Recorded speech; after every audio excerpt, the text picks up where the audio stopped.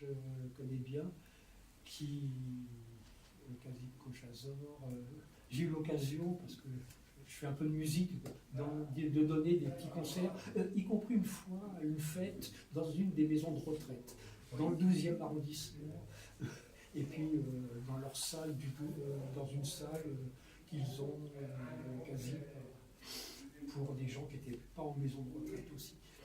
Et le Café des Psaumes, il y en a pas mal qui sont au Café des Psaumes, là. J'ai eu l'occasion de temps en temps d'aller jouer le dimanche après-midi en concert de jazz et de musique lesbienne, mais enfin surtout de jazz. Alors là, j'ai déjà présenté le petit livre que Camilla vient d'évoquer. Ce n'est pas un pavé, comme on dit. Il n'est pas très épais, mais c'est un récit historique, chronologique,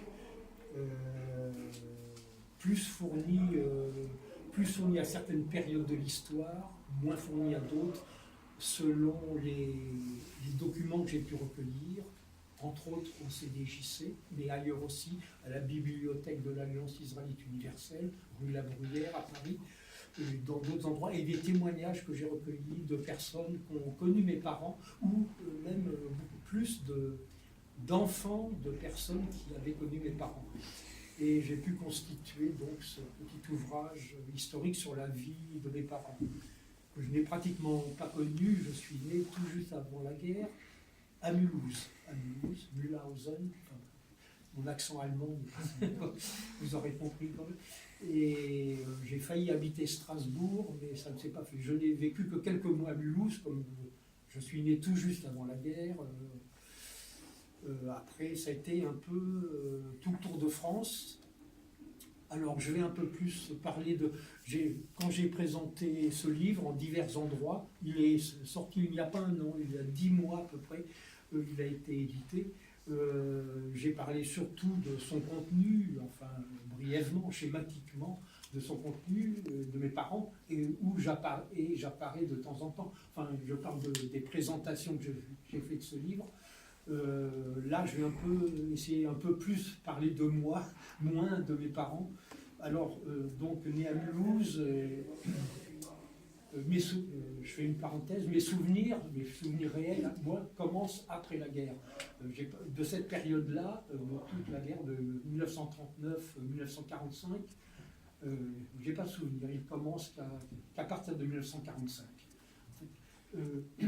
Alors, les choses étant ce qu'elles sont, l'entrée, la guerre en 1939, l'entrée de l'armée allemande en Alsace d'abord, Belgique. Alors, ma famille est partie, comme beaucoup d'Alsaciens, comme beaucoup d'Alsaciens, juifs ou non juifs, et sont partis souvent vers Périgueux, la région de Limoges, Périgueux. Notamment, où il avait été prévu, en cas de conflit, des centres d'accueil. La population juive d'Alsace va aussi là. Après l'armistice qui est signé en 1940 entre la France, dirigée à l'époque par le maréchal Pétain, et l'Allemagne, les Alsaciens, donc l'Alsace est occupée par l'armée allemande, nous sommes en 1940, les Alsaciens peuvent revenir en Alsace, mais évidemment pas les Juifs. Les Alsaciens juifs, par définition, c'est exclu qu'ils reviennent, mais ils ne veulent pas revenir, bien qu'ils aiment bien leur région d'origine, l'Alsace. Alors, de Périgueux, ça a été un peu un périple à travers toute la France. À Nantes, nous sommes allés, à Nantes, à Toulouse, à Bordeaux, à Villeneuve-sur-Lot, dans le sud-ouest, à Marseille. Je vais revenir sur Marseille. Alors, on est avec notre mère. Mon père, vu ses activités, il était aumônier. Il y avait des camps d'internement dans le sud de la France pour les populations étrangères, camps de travailleurs étrangers, on appelait ça, dans le sud de la France, qui n'étaient pas occupés encore, compte tenu des accords de l'armistice de 1940 qui n'était pas occupée par l'armée allemande. Ce qu'on appelle la zone sud, la zone libre, comme on disait à l'époque, je ne me souviens pas, elle ne le sera plus après quand l'armée allemande entrera dans cette zone du sud de la France. Donc, mon père, il a la responsabilité d'aller essayer de secourir dans ces camps d'internement que j'évoquais à l'instant, des secourir qui étaient pour une population d'étrangers à qui le gouvernement de l'époque de la France, dirigé par le maréchal Pétain, avait retiré la nationalité française. C'est quand il y avait beaucoup, notamment, entre autres, des républicains, des Espagnols qui venaient de l'armée républicaine espagnole, qui avait été défaite par les troupes de l'armée du général Franco en Espagne, et qui étaient venus se réfugier dans le sud de la France.